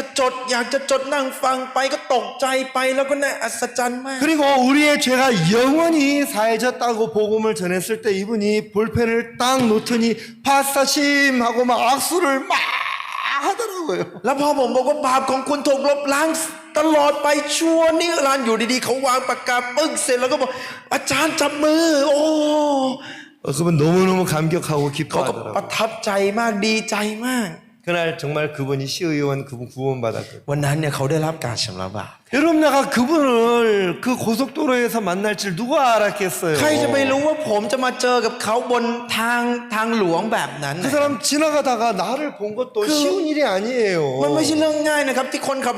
รถไปมาแล้วเห็นผมแล้วรู้แล้วก็จำได้อะครับ 그리고 나를 기억했고 เขานึกขึ้นแล้วก็จำผมได้ 전화번호를 찾아냈고 แล้วก็พยายามหาเบอร์ผมจนเจอจนได้ 여러분 그 모든 것이 ทั้งหมดนั้นนะครับ 하나님의 인도라고 제가 느끼니까 너무 ผมสัม 감사합니다. ผัสได้เลยว่านี่พระเจ้านำมาแบบนี้มันรู้สึกขอบคุณ 여러분 มาก 종종 우리가 어려울 때도 있고 มันมีหลายครั้งที่เรายากลำบากครับ 힘든 나날을 시간을 보낼 때도 있지만 มันมีช่วงเวลาที่เราอาจจะมีช่วงเวลาที่รู้สึกเหนื่อยทั้งวันก็มี 야 내가 하나님의 인도 안에 있다는 걸 느낄 때 우리가 정말 행복하고 แต่เมื่อเราได้สัมผัสว่าโอ้ยเราอยู่ภายใต้การจงนำของพระเจ้านะเราก็มีความสุข 야 ขึ้นมา 지금 내가 혼자가 아니고 하나님과 함께한다는 사실을 발견할 때 우리가 든든한 เมื่อ 거예요. ค้นพบว่าเอ้ยเราไม่ได้ตัวคนเดียวนี่พระเจ้าอยู่กับฉันนี่มันทำให้เรารู้สึกว่ามันรู้สึกมั่นคงมากๆครับ 그분이 우리에게 좋은 방을 주었어요. แล้วตอนนั้นเขาก็จัดห้องที่ดีให้กับพวกเรา 그분 시의원이니까 그 도시에서 잘 사는 사람이에요. ซึ่งเขาเนี่ยเป็นถึงระดับสสเมืองนั้นเนี่ยก็คือหมายความว่าเขาเนี่ยเป็นคนที่มีฐานะมากในเมืองนั้นด้วย 우리 한국에 5월 달에 대전도 집회가 있다고 설명했어요. ผมก็อธิบายบอกกับเขาว่าในเดือนพฤษภาเนี่ยจะมีงานอบรมใหญ่ที่เกาหลี 자기 참석하고 เขาบอก 싶다. ฉันอยากไปร่วม 또 자기 아내도 참석하고 ฉัน 싶다. อยากจะให้ภรรยาไปร่วมด้วย 우리 교회 목사도 거기 가야 된다. ผมคิดว่าอาจารย์โบสถ์ผมมันต้องไปที่นั่น 우리 목사가 거기 꼭 가야 된다. อาจารย์ผมเนี่ยต้องไปที่นั่นเลย 그래 자기 목사하고 자기 부부하고 이제 5월달 한국 대진도 집회 가려고 지금 준비하고 있거든요. เขาก็กำลังเตรียมตัวจะไปงานอบรมช่วงเดือนพฤษภา ตัวเขาเองภรรยาแล้วก็อาจารย์เขา 그리고 이제 우리 다음 도시까지 우리 태워다 แล้ว 주더라. เขาก็พาไปส่งถึงเมืองถัดไปครับ 우리 이제 아 저기 뭐야 안녕 하고 이제 แล้วก็ 헤어지려고 บาย 하는데 บายกำลังจะจากกัน 아 잠깐 파스타님 เขาบอก 이리 와봐요. อาจารย์พาสเตอร์วันนี้ก่อน 그러더니 또 헌금을 แล้ว 하더라. อยู่ดีๆก็ถวายเงินให้ 헌금도 하더라고. โอ้ถวายเงินให้ด้วย 여러분 차 태워줬죠. ขับรถให้มาอีก 밥 먹여줬죠. ให้กินข้าวอีก 잠자리 주었죠. ได้นอนอีก 또 차 태워줬죠. แล้วก็พาขึ้นรถอีกรอบ 그리고 헌금까지 내면서 라고- 저한테 감사하다고 ถ 이야기하는 วายเงิ 거예요. นให้เสร็จแล้วก็บอกขอบคุณครับอีก 가쿰캅 잇. ขอบคุณครับ 예, 우리 짐바브웨 말로 마히타바사, ถ้าเป็นภาษาซิมบับเวก็คือไม่ธรรมศาสตร์ 티노텐다. ทิโนเทนดา 감사합니다. แปลว่า 땡큐. ขอบคุณ thank you นั่นเอง 야, 여러분 복음을 전하는데 이게 각본 없는 드라마다. ผมรู้สึกว่าโอ้ไปเผยแพร่ข่าวประเสริฐเนี่ยมันเหมือนเป็นละครที่ไม่มีบทละครนะครับ 누구를 만날지 알 수 없고 คือไปเจอก็ไม่รู้ว่าจะไปเจอใคร 어디서 잠을 잘지 알 수가 ไม่ 없고 รู้ว่าจะไปนอนไหน 뭘 먹을지도 몰랐어요. ไม่รู้ด้วยว่าจะไปกินอะไรไม่รู้เลย 근데 하나 분명한 건 하나님이 준비해 แต่สิ่ง 놨다. หนึ่งที่รู้แน่นอนก็คือพระเจ้าเตรียมไว้แล้ว 근데 그거를 믿고 출발하면 그 약속 속에 있던 일들이 펼쳐지는 거고 พอเชื่อแบบนั้นแล้วก็เริ่มออกเดินทางเนี่ยไอ้สิ่งที่พระองค์ทรงเตรียมไว้สัญญาไว้เนี่ยมันก็จะเห็นตรงหน้าแล้วมันเกิดขึ้น 아 부담스러워. แต่ถ้าบอกเอ้ยหนักใจ 아 쓸데없는 เอ้ 짓이야. ยมันเป็นเรื่องไร้สาระไม่ต้องไป 아 ทำหรอก 나는 못해. เอ้ยฉันทำไม่ได้หรอก 그리고 머물렀다면 그 준비되어졌던 일들이 펼쳐지지 않고 숨겨지고 가려워지는 ถ้า 거예요. หยุดตรงนั้นปุ๊บเนี่ยไอ้สิ่งที่เตรียมไว้แล้วสิ่งที่จะต้องเกิดขึ้นเนี่ยมันก็ยุติตรงนั้นมันชะงักไปแล้วมันก็ถูกปิดไว้ไม่รู้เลยว่าจะเกิดอะไรขึ้น 여러분 놀라운 것은 우리가라는 말씀 속에 예수님은 우리와 함께 하셨다는 거예요. สิ่งที่น่าอัศจรรย์ก็คือในคำว่าให้พวกเราเนี่ยคือมีพระเยซูอยู่ในคำว่าพวกเราด้วย 예, 우리가 어디를 가든지 ไม่ว่าพวกเราจะไปที่ไหน 우리가 무엇을 하든지 ไม่ว่าเราจะทำอะไร 거기 우리 하나님이 우리와 함께 하신다는 것을 기억한다면 ถ้าเราจดจำว่าพระเจ้าอยู่กับเราด้วยที่นั่น 그리고 그 맛을 우리가 경험하면 แล้วเราได้ลองลิ้มรสชาตินั้น 두리안을 기억하는 제 아내처럼 เหมือนภรรยาผมที่นึกถึงทุเรียน 예, 똠양꿍을 기억하고 있는 저처럼 เหมือนผมที่นึกถึงต้มยำกุ้ง 그 맛을 기억하는 사람들은 부담과 문제를 넘어서라도 그것을 먹고 싶은 거예요. คนที่จดจำรสชาตินั้นเคยลิ้มรสชาตินั้นเนี่ยก็รู้สึกว่าอยากจะไปกินอีกอยากจะทำแบบนั้นอีกนั่นเองครับ 정말 85년 어느 날 박 목사님이 우리가 저편으로 건너가자 그렇게 외치셨는데 ในปี 1985 อยู่ดีๆวันหนึ่งอาจารย์ก็บอกให้เราข้ามไปฝั่งโน้นกันเถอะ 정말 그 말씀 속에 김학철 목사님, 김다인 목사님, 우리 김신민 목사님 그 안에 들어 있었고 ในพระคำนั้นมีทั้งอาจารย์คิมมักเชิญมีทั้งอาจารย์ดาวิดมีทั้งอาจารย์ซิมมินอยู่ในนั้นหมดเลย 제가 그 안에 들어 ผ 있었고 มก็เป็นหนึ่งในนั้นอยู่ในนั้น 여러분도 그 안에 들어 และทุก 있었다. ท่านเองก็อยู่ในนั้นด้วยกัน 아멘. อาเมนไหมครับ 다 이루었다 속에 우리 죄가 들어 있었던 เห 것처럼 มือนที่คำว่าสำเร็จแล้วก็มีบาปเราอยู่ในนั้นทั้งหมดด้วย 보라 세상 죄를 지고 가는 하나님이 어린 양이로다 할 때 우리 죄가 들어 있었던 เห 것처럼 มือนที่พระองค์บอกว่าจงดูตอนที่พระคำบอกว่าจงดูพระเมสโปรดของพระเจ้าผู้ทรงรับความผิดบาปของโลกไปเสียแล้วมันมีความบาปเราอยู่ในนั้นด้วย 그 신목사 가방 안에 한국 파리가 한 마리 들어 있었던 것처럼 เหมือนกับที่แมลงวันตัวหนึ่งอยู่ในกระเป๋าของอาจารย์ชิน 그죠? ใช่ไหมครับ 여러분 예수님의 마음 안에 우리가 들어 있었다는 거예요. พวกเราเนี่ยอยู่ในใจของพระเยซูนะ 그게 우리를 너무나 행복하게 하는 사실이라는 거죠. และนั่นคือความจริงที่ทำให้เรามีความสุขมากๆครับ 이번에 이렇게 중국 청년 캠프 강사로 와서 너무너무 행복했고요. ครั้งนี้มีโอกาสได้มาเป็นอาจารย์มีโอกาสมาเป็นผู้บรรยายหลักในแคมป์ของคนจีนก็ 저는 รู้ 이제 สึกขอบคุณ 캠프 มาก 마치고 돌아서서 다시 이제 아프리카로 가는 줄 알았는데 ตอนแรกผมก็คิดว่าจบแคมป์แล้วเดี๋ยวจะกลับแอฟริกาแล้ว 신목사 그냥 가지 말고 그럼 천불이 좀 들렸다가 ก็ 가. มีคนมาบอกว่าอาจารย์ชิมอย่าเพิ่งกลับมาแวะมาที่ชลบุรีก่อน 하쿵캅 ขอบคุณครับ 할렐루야. ฮาเลลูยา 우후. 아, 촌부리 교회 그 소식으로만 들었는데. โอ้เคยได้ยินแค่แว่วๆมาชลบุรี 야, 촌부리에 예배당 지었다고 그 기사로만 봤는데. เคยได้ดูข่าวแวบๆหนึ่งว่ามีเปิดโบสถ์ชลบุรี 야, 우리 김다인 목사님이 거기에 개척했다는 얘기를 내가 기사로만 ได้ 들었는데. ดูจากข่าวดูว่าอาจารย์ดาวิดไปเปิดโบสถ์อยู่ที่ชลบุรี 야, 이 촌부리에 내가 가는 은혜를 입었구나. โอ้เราได้รับพระคุณมาที่ชลบุรีนี้ด้วย 또 내일은 방콕 가요. พรุ่งนี้ 방콕. ได้ไปกรุงเทพอีกนะครับ 뱅콕. บางกอก 가서 또 말씀을 전해요. ได้มีโอกาสไปสอนพระคำที่นั่นด้วย 야, 정말 너무 하나님 앞에 큰 은혜를 입었다. ได้รับพระคุณที่ใหญ่โตจากพระเจ้ามาก 제 아내는 저기 얼마 전까지 막 몸이 아파가지고 아이고 난 아무데도 못 가 ๆ 그랬어요. เมื่อไม่นานมานี้ภรรยาผมยังบอกอยู่เลยโอ้คือปวดไปตามร่างกายฉันไปไหนไม่ได้แล้ว 근데 제 아내들은 타일랜드 하니까 타일랜드? แต่พอผมบอกไปประเทศไทยนะเขาบอกไทยเหรอ 아, 당신 몸이 아파서 어떻게 못 가겠지? แต่ครั้งนี้คุณคงไปไม่ได้ใช่ไหมเห็นบอกปวดเมื่อยแล้วก็แบบไม่สบาย 아니야 하나님이 힘 주셨어. เขาบอกไม่พระเจ้าให้กำลังกับฉันแล้ว 아, 제 아내가 타일랜드에 두리안이 있는 걸 알거든요. ผมคิดว่าภรรยาผมรู้ดีว่าประเทศไทยมีทุเรียน 아, 저는 오면서 똠양꿍 ส่วน 하고 ในใจผม 왔고 นะครับตอนมาก็คิดในใจแล้วต้มยำกุ้งรอก่อนนะ 제 아내는 두리안. ส่วนภรรยาผมคงคิดดูทุเรียน 이거는 이제 말은 하지 않았지만 แม้จะไม่ได้พูดคุยกัน 아 말씀 전하러 간다. ปากก็บอกไปสอนพระค 속으로는 ำแต่ในใจ 똠양꿍. ผมนี่มีคำว่าต้มยำกุ้งตั้งแต่แรกแล้ว 야 우리 타일랜드 복음 전하러 간다. เราไปประเทศไทยเราไปเผยแพร่ 제 아내는 두리안. ภรรยาผมก็ทุเรียน 그렇게 마세요. เราก็มากันแบบนี้นะครับ 너무너무 이렇게 ก็ 감사하고 รู้สึกขอบคุณมากนะค 또 รับ 여러분이 이렇게 만나 뵈서 너무나 มีโอกาส 감사합니다. ได้เจอกับทุกท่านก็ขอบคุณมากด้วย 정말 우리가 저편으로 건너가자 이 약속 속에 우리가 들어있었다는 게 너무나 감사한 거예요. รู้สึกขอบคุณมากครับที่เราอยู่ในสัญญาคำนี้ด้วยว่าใ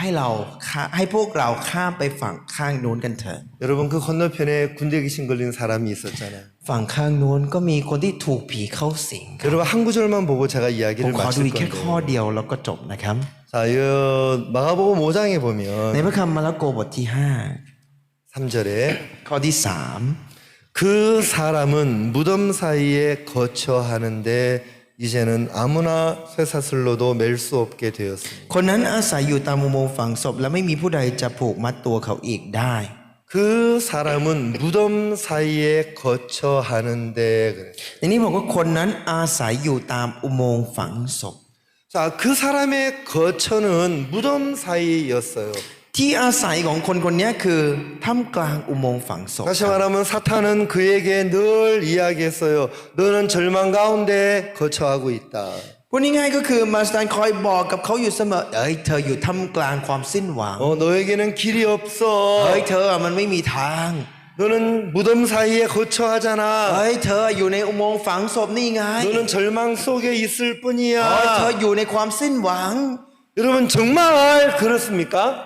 พวกเราอยู่อย่างนั้นจริงเหรอครับ 정말 그 사탄의 말이 맞습니까? คำของมาสตันมันถูกจริงๆเหรอครับ 여러분 저편으로 건너가자 할 때 예수님은 이미 이 사람 아셨어요? 모르셨어요? ตอนที่พระเยซูบอกว่าเราข้ามไปฝั่งโน้นกันเถอะคิดว่าพระเยซูรู้ก่อนหน้านั้นแล้วไหมครับ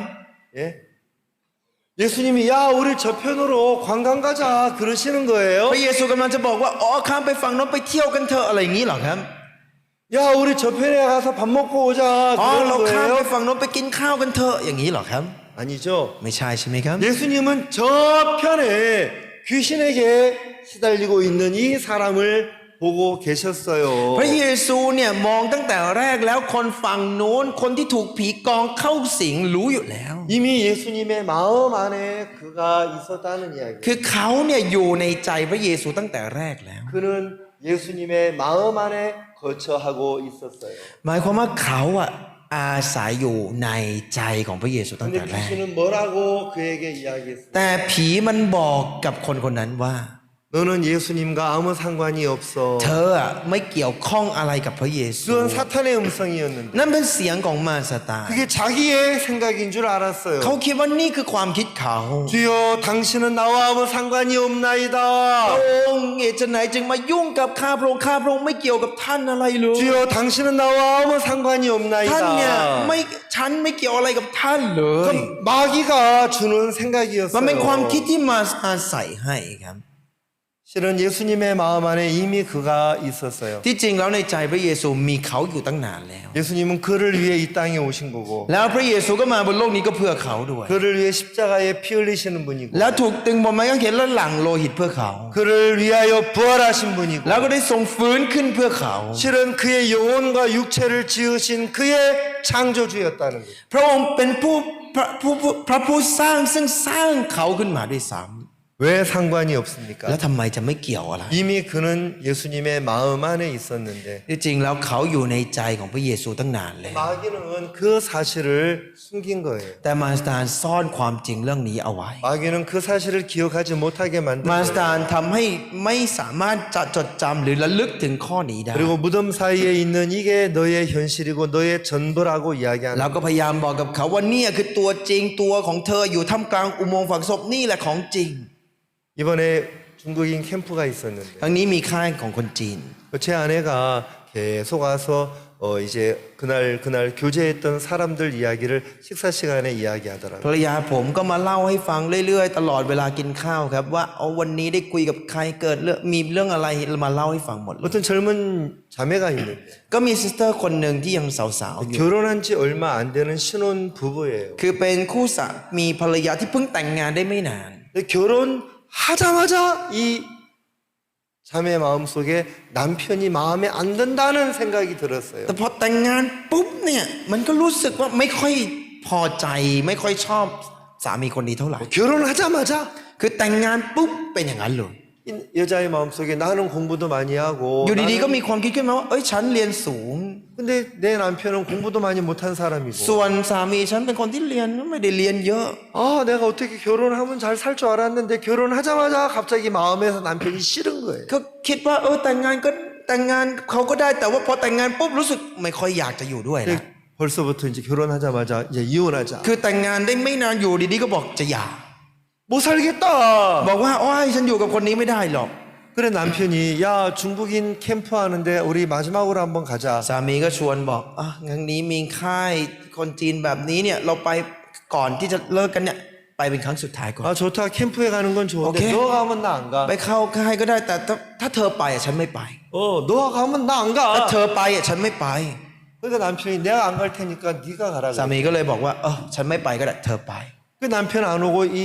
이 부인만 혼자 온 ภรร 거예요. ยาสามีก็เลยไม่ได้มาครับภรรยาเท่านั้นที่ 근데 มา 와가지고 뭐 이상한 소리 하는 거예요. มาแล้วก็หน้าบึ้งตลอดเวลา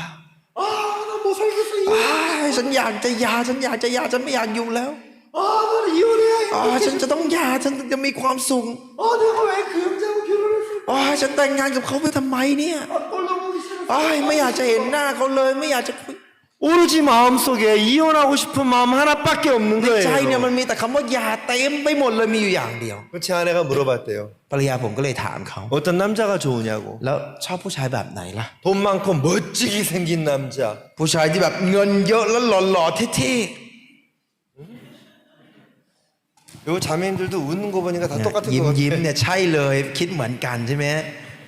돈 많고 멋지게 แบบมี 생긴 เงิน 남자. เยอะๆแล้วก็ดูเท่ๆหล่อๆเลยใช่ไหมครับ 근데 신랑은แต่ดู 제 สา 아내가 มี 보니까 뭐 잘생겼더래. แต่ภรรยาผมขอดูรูปเนี่ยก็หน้าตาดีนะ 근데 이 자매가 볼 때는 멋진 남자가 아닌 거예요. แต่ในสายตาในมุมมองของซิสเตอร์คนนี้รู้สึกไม่ใช่คนที่เท่ 돈 많은 남자도 아니고. และไม่ใช่คนที่มีเงินเยอะ 그러면 내가 저런 남자하고 평생을 안돼. คนอย่างฉันจะต้องมาอยู่กับผู้ชายแบบนี้ทั้งชีวิตเหรอไม่เอาไม่ได้ 오로지 이 자매는 이혼할 생각밖에 안 อยู่ 하는 ดีๆ 거예요. ก็มีแต่ความคิดแบบเนี้ยเราก็อยากหย่า 근데 이번에 이제 우리 김학철 목사님이 어제 오전에 말씀을 전하러 오셨어요. แล้วครั้งนี้พอดีว่าเมื่อวานเนี่ยครับอาจารย์คิมฮักเชิญเนี่ยมาเทศนาธรรมตอนช่วงเช้า 그래 목사님이 루키 말씀을 전하시면서 แล้วอาจารย์เนี่ยก็เทศเรื่องพระคำรูธ 모압으로 가는 룻과 그 모압으로 가는 그 나오미와 엘리멜렉과 그들의 마음에 대해서 이야기를 해주셨어요. และอาจารย์ก็เล่าเรื่องจิตใจของเอลิเมเลกและนาโอมีที่ไปที่โมอับว่าเขาไปด้วยใจยังไง 그 모압으로 간다는 것은 하나님을 떠나 세상으로 가는 걸 이야기하는 ไป 거잖아요. สู่โมอับนั้นหมายถึงว่าออกจากพระเจ้าแล้วไปสู่โลก 그래 그 자매님은 그런 얘기를 했는지 안 했는지도 모르고 เซสเตอร์คนนี้เนี่ยก็จำไม่ได้ไม่รู้แหละไม่รู้อาจารย์คิมเขาพูดว่าอะไรสอนเรื่องอะไรไม่รู้ 근데 제 아내가 그분하고 다시 교제를 แคมป์จะจบแล้ววันสุดท้ายแล้ว 자매님 당신은 지금 모압으로 가는 นี่ซิสเตอร์คุณเป็นเหมือนกับนาโอมีที่กำลังไปโมอับแบบนี้ไม่ใช่หรอคะ 당신의 마음속에 모압이 가득 차 있어요. ในใจของคุณเนี่ยเต็มไปด้วยโมอับนี่ 근데 하나 정확하게 알아야 될 사실이 แต่มันมี 있어요. ความจริงอย่างหนึ่งที่คุณมาชอบผู้ชายที่เงินเยอะและเท่ๆหล่อๆใช่ไหม 중요해. 돈 많고 멋진 남자가 나 안 좋아하지. ใช่ผู้ชายหล่อๆเงินเยอะๆจะมาชอบฉันทำไมอ่ะ 몰라 돈 많고 멋진 남자는 나를 데리고 놀다가 버릴 거야. อาจจะมาชอบก็ได้นะ แต่เขาอาจจะมาเล่นกับเราแล้วก็ทิ้งเรา 왜요? 그 자매는 그렇게 뭐 미스 차이나처럼 생긴 자매 โอ้ 아니다. ซิสเตอร์คนนี้เราก็ดูแล้วก็ไม่ใช่มิสไชน่าอะไรขนาดนั้น 그냥 평범. คือเป็นคนแบบหน้าตาธรรมดาเลย 그냥 평범한 คือ 자매예요. ธรรมดา 사랑하는. ธรรมดา 그냥 가마당한 자매예요. ธรรมดาจริงๆนะครับ 그러니까 이 돈 많고 멋진 남자는 가마당한 사람 별로 안 เรา 좋아해. คิดดูผู้ชายที่แบบรวยๆหน้าตาดีๆแล้วหล่อๆเท่ๆแล้วจะมาชอบผู้หญิงหน้าธรรมดาอย่างนี้เหรอครับ 야 그런데 네가 꼴도 보기 싫어하는 그 남편은 너를 기다리고 있잖아. แต่สามีที่เธอไม่อยากเห็นหน้าเกลียดเขาเลยเนี่ยเขารอเธออยู่นี่ 너를 싫어하는 지금 눈에 보이지도 않는 그 멋지고 돈 많은 남자 찾아갈래? 너를 기다리고 이 캠프까지 보내준 네 남편을 생각할래? เธอเลือกเอาเธอจะไปหาผู้ชายที่เธออยากไปหาแต่เขาเนี่ยอยากจะเล่นกับเธอแล้วทิ้งเธอเกลียดเธอไม่สนใจเธอ หรือเธอจะไปหาผู้ชายคนนั้นที่รอเธอแล้วส่งเธอมาที่แคมป์นี้แล้วกำลังรอเธอกลับมาอยู่ฮะจะเอาอะไร 그때 군대 귀신이 나가봤어. ตอนนั้นอยู่ดีๆผีกองหายไปเลยครับ 사모님, โอ้สามุนีสามุนีสามุนีโอ้ฉันโง่มากฉันโดนหลอกโอ้ฉันขอโทษกับสามี 남편한테 가서 미안하다고 이야기한다 그러더라고. เขาบอกเดี๋ยวกลับไปขอโทษกับสามี 타일랜드 말로 미안하다가 뭐예요? ภาษาไทยคำว่าขอโทษ 어? ขอโทษ 고통!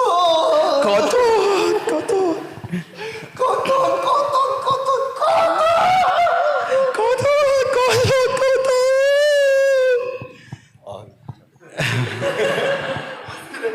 남편한테 가면 후턴한다 그러더라고. บอกว่าจะกลับไปขอโทษกับสามี 정말 제가 속았다는 거지. เขารู้สึกว่าอ๋อเขาโดนหลอกจริง 여러분 진짜 돈 많고 멋진 남자들은 그 여자 안 좋아해요. ๆ ใช่ผู้ชายที่หล่อๆตาดีๆรวยๆเก่งๆอยู่แล้วจะมาชอบผู้หญิงแบบนี้เหรอ 돈 많고 멋진 남자들은 한마디 안 좋아해요. เขาไม่ได้ชอบคนแบบธรรมดาอย่างเขา ธรรมดา ใช่ไหมครับธรรมดา 맞아요? ใช่หรือเปล่าครับ 그런데 네가 무시하는 저 남편은 แต่สามีที่เธอดูหมิ่นเขาอยู่เนี่ยเขารอเธอนะรอเธอให้กลับมา 누가 남편이야? งั้นคนไหนที่ควรเป็นสามีเธอ 멋지고 돈 많은 사람? คนหน้าตาดีๆเท่ๆเงินเยอะเหรอ 멋지고 돈 많은 사람은 텔레비 열면 드라마 속에 있어. คนที่หน้าตาดีๆเท่ๆแบบนั้นอยู่ในซีรีส์ 드라마 그 주인공이 결혼한대 그 여자. แล้วคิดว่าไอตัวเอกในซีรีส์จะแต่งงานกับเธอเหรอ 아니에요. 그냥 환상. อันนั้นมันแค่ภาพลวงตาของเธอ 군대 귀신. ผีกองเข้าสิงแล้ว 한마당. เธอแค่ธรรมดา 별로 안 좋아해. ไม่ได้ชอบหรอก 근데 그 남편은 제발 여보 돌아와. แต่สามีเนี่ยรอโอ้ที่รักกลับมา 내가 안 갈 테니까 너라도 갔다 โอเค 와. ฉันไม่ไปก็ได้ เธอไปคนเดียวก็ได้ 진짜 남편은 거기 있잖아요. เนี่ยสามีเธออยู่ตรงนี้ 그렇죠? ใช่หรือเปล่าครับ 예. 칸마당 시스터. 칸마당 브라더. ใช่ครับซิสเตอร์ธรรมดาบาเดอร์ก็ธรรมดา ก็โอเคใช่ไหมครับพอดี 아멘. อาเมนหรือเปล่าครับ 여러분 이 자매가 어제 울면서 사모님 너무너무 내가 잘못했어. เมื่อวานซิสเตอร์เขาก็แบบร้องไห้บอกสามีฉันผิดไปแล้ว 하나님 앞에 너무 감사해요. โอ้รู้สึกขอบคุณกับพระเจ้า 여러분 มาก 군대 귀신은 야 하나님 너하고 아무 상관없어. ผีกองเนี่ยมันก็จะชอบบอกโอ้ยพระเจ้าเธอไม่เกี่ยวอะไรกัน 야 예수님 너하고 아무 โอ้ย 상관없어. พระเยซูไม่เกี่ยวอะไรกับเธอไปบอกเลย 예수님은 그 사람을 생각하고 이 풍랑을 건너 오셨는데 ทั้งนั้นที่จริงๆแล้วพระเยซูคิดถึงเขาอุตส่าห์ข้ามฟากเจอพายุอะไรก็ข้ามฟากมาหาเขา 예수님은 그 사람을 생각하고 저편으로 건너가자 말씀하셨는데 พระเยซูก็เลยบอกพวกเราข้ามไปฟากโน้นกันเถอะเพราะคิดถึงเขา 다시 말하면 이미 예수님의 마음 안에 그는 있었다는 거예요. หมายความว่าที่จริงเขาอะอยู่ในใจพระเยซูก่อนหน้านั้นตั้งนานแล้วอาเมนไหมครับ 우리가 예수님의 마음 안에 있었다는 사실. ความจริงก็คือเราอะอยู่ในใจพระเยซู 너무 감사드립니다. มันเป็นสิ่งที่น่าขอบคุณ 오늘 มาก 여러분 뵈서 너무 ก็ 반갑고요. รู้สึกดีใจที่ได้พบกับทุกคนในวันนี้ 예, ด้วย 이제 여러분 집에 이제 보내드릴게요. จะปล่อยพวกคุณกลับบ้านสักทีใช่ไหมครับ 여러분 집에 언제 가요? พวกคุณกำลังโอ้ยกลับเมื่อไหร่เนี่ย 집에 ใช่ไหมครับ 이제 집에 เดี๋ยวจะ 보내드리겠습니다. ปล่อยกลับบ้านแล้วนะครับ 이제 기도하겠습니다. อธิษฐานด้วยกันครับ 기도하겠습니다. 주님께 감사를 드립니다. ขอบคุณพระเจ้าครับ 정말 우리는 하나님하고 너무 멀다, 관계없다고 생각할 때가 หลายครั้ง 있었습니다. ที่พวกเราคิดว่าเราไกลจากพระเจ้าเราไม่เกี่ยวอะไรกับพระเจ้าเลย 예수님은 우리가 저편으로 건너가자 แต่ 그러셨습니다. พระเยซูบอกว่าให้พวกเราข้ามไปฝั่งข้างโน้นกันเถอะ 우리가라는 말씀 속에 내가 들어있고 우리 형제 자매님들이 ใน 들어있습니다. คำว่าพวกเรานี้ก็มีพวกเราทุกคนทั้งผมและพี่น้องส 예수님도 มาชิก 거기에 계셨고 พระเยซูก็ไปด้วย 군대 귀신 걸린 사람도 이미 그 안에 และ 있었습니다. แม้กระทั่งคนที่ถูกผีเข้าสิงนั้นก็อยู่ในใจพระเยซูนั้นด้วย 예수님의 마음 안에 있는 나를 생각하면 너무 행복하고 เมื่อ 감사합니다. คิดถึงเราที่อยู่ในใจของพระเยซูมันเป็นอะไรที่มีความสุขและขอบ 때로 คุณมาก 예수님 빼고 나만 내 생각에만 집중할 때가 있는데 หลายครั้งที่เราเอาพระเยซูออกไปไหนไม่รู้แล้วจดจ่ออยู่กับตัวเองแล้วอยู่แต่ความคิดของเรา 이미 군대 귀신 걸린 그 사람 예수님의 마음 안에 있었던 แต่ที่ 것처럼 จริงเหมือนที่คนที่ถูกผีเข้าสิงคนนี้อยู่ในใจของพระเยซูอยู่แล้ว 우리가 당신의 마음 안에 당신의 은혜와 사랑 안에 있는 것을 기억합니다. เราได้ระลึกถึงพระองค์ว่าเราได้อยู่ในใจของพระองค์ 이 อยู่ในความ 촌부리 รักของพ 교회를 ระองค์ 주신 주님께 감사를 ขอบคุณที่พ 드리고 ระองค์ทรงให้คริสตจักรชลบุรีที่มี 이렇게 แก่เรา 멋지고 정말 아담한 예배당을 주신 하나님 앞에 정말 감사를 ขอบคุณ 드립니다. กับพระองค์ผู้ทรงให้คริสตจักรให้ห้องนมัสการที่มีค่ากับพวกเราแบบ 이 촌부리 도에서 우리는 월드 캠프를 했었습니다. เราเคยจัดงาน global camp world camp ที่ชลบุรี 정말 이 타일랜드 이 촌부리 인근에 하나님의 마음 안에 있는 많은 사람들이 있을 줄 압니다. เชื่อว่ามีคนมากมายที่อยู่ในจังหวัดชลบุรีที่อยู่เคียงข้างรอบข้างนี้อยู่ในใจของพระ 이제 เจ้า 그들과 만나고 พวก 싶고 เราอยากจะพบ 또 ปะคน 그들이 เหล่า 이곳에 นั้น 와서 그득히 앉아서 함께 이 말씀 안에 젖게 되기를 바랍니다. แล้วก็อยากเห็นพวกเขาที่นั่งอยู่ตรงนี้ร่วมกับพวกเรา และได้ซึมซับพระคำร่วมกับพวกเราที่ 우리 นี่ 김다인 목사님과 사모님을 축복해 ขอ 주시고 พระองค์ทรงอวยพรแก่อาจารย์ดาวิดและสมุนิมด้ว 또 ย 우리 형제 자매님들을 정말 복 주셔서 และขอพระองค์ทรงอวยพรแก่พี่น้องสมาชิกทุกคนที่นี่ 때로 어렵고 힘들 때도 있지만 แม้บางครั้งอาจจะมีช่วงเวลาที่ยากลำบากและเหน็ดเหนื่อย 그럴수록에 우리가 마음을 같이 하고 또 하나님의 마음을 기억하면서 แต่ยิ่งเป็นเวลานั้นขอให้พวกเรามีโอกาสได้มีร่วมใจกันและระลึกถึงพระเจ้า 이렇게 새 힘을 얻어 이 촌부리를 복음으로 덮을 수 있도록 และ 도와주시기를 ได้รับเรี่ยวแรง 바랍니다. ใหม่เกิดขึ้น แล้วขอเป็นพระองค์ที่ช่วย 우리 คริสตจักร 주님의 은혜에 감사를 ข 드립니다. อขอบคุณกับพระองค์ด้วยครับ 예수님의 이름으로 อธิษฐาน 기도합니다. ในพระนามพระเยซู 아멘. อาเมน 감사합니다. ขอบคุณครับ